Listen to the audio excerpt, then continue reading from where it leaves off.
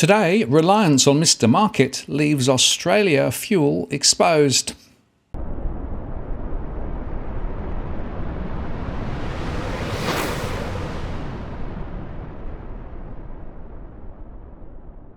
Hello again, it's Martin North from Digital Finance Analytics, web latest post covering finance and problem news with a distinctively Australian flavour.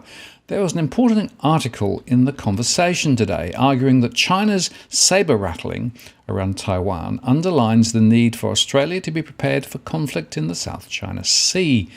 This is because, over the last 2 decades, all but 2 local refineries have closed, so even while we export crude oil, we import about 90% of refined fuels. So of particular concern is our reliance on liquid fuels imported via South China Sea shipping routes.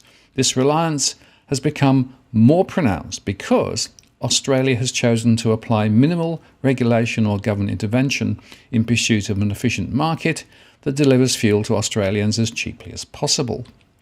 But with its growing Navy and Air Force and with its bases built throughout the area, China is increasingly capable of disrupting shipping lanes crucial to Australia's exports and imports.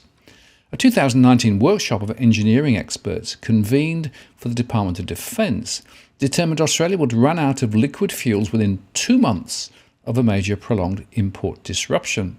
That would have cascading effects on all sectors of the economy, crippling transport, harming food security and emergency services.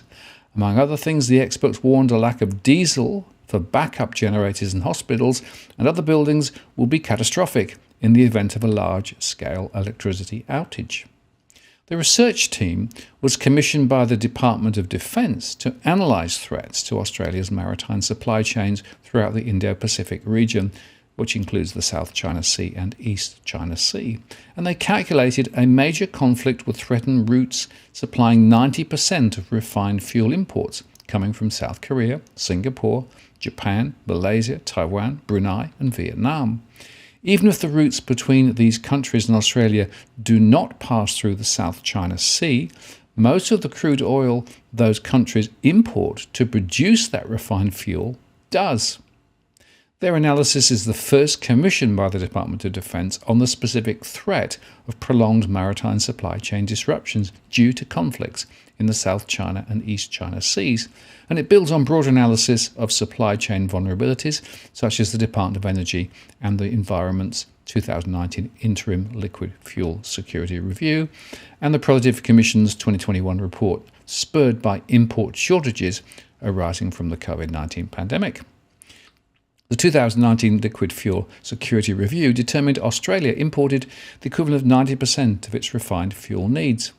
In 2018, just 5 Asian nations supplied 87% of fuel imports: South Korea at 27%, Singapore at 26%, Japan at 15%, Malaysia at 10% and Taiwan at 9%.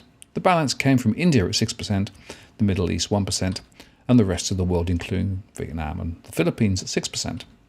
They examined GPS traffic data for tanker and cargo ships throughout the South China Sea and East China Sea region.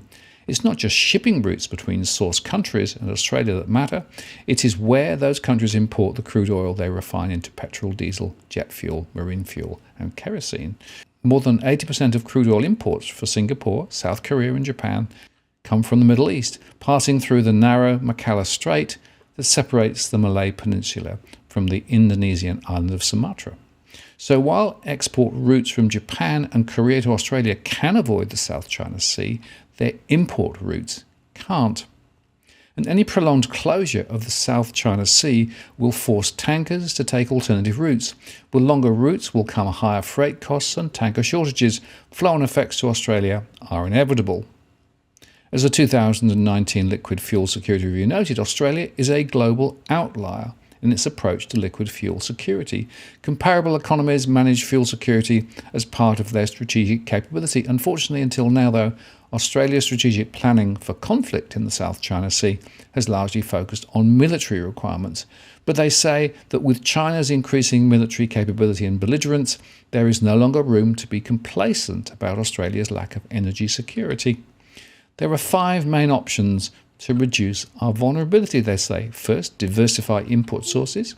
increase local refining capacity, reduce dependence on fossil fuels, increase strategic reserves, and educate and prepare the population for possible shortages. All of those will require government departments planning together with various industry sectors, including fuel retailers, refineries and import terminals, manufacturing, freight transport, maritime, defence, communities and other relevant stakeholders. Or we could just keep our fingers crossed and hope the market will magically fix the problem, though I suggest this is a pipe dream. Once again, Mr. Market has the potential to crush and destroy, yet this approach is wired into the very fibre of government and treasury.